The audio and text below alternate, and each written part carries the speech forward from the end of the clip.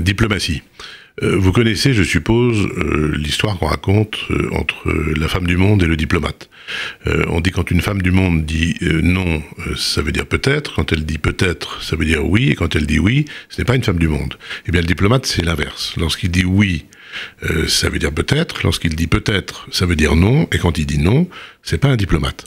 Eh bien, la diplomatie renvoie, à mes yeux, à la rondeur, à l'habileté, à la politesse, à la duplicité aussi, à l'hypocrisie, avec des difficultés parfois pour tracer les frontières exactes entre ces différents termes.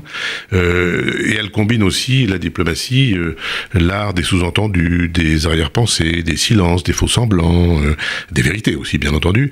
Et nous savons tous que la même phrase, les mêmes mots prononcés devant un ascenseur avec une personne, à l'intérieur de l'ascenseur, sachant qu'il y a d'autres personnes, dans un bureau avec la porte ouverte, ou dans un bureau avec la porte fermée, dans la grande salle de l'ONU, la même phrase n'a pas le même sens.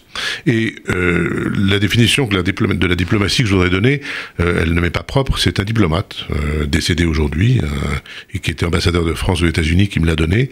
Je l'ai retenu parce qu'elle me semble remarquable. Il m'a dit: un diplomate ne doit jamais mentir et ne doit jamais tout dire. Eh bien, la diplomatie, c'est ne jamais mentir, ne jamais tout dire. Tout dépend de l'endroit où vous mettez le curseur.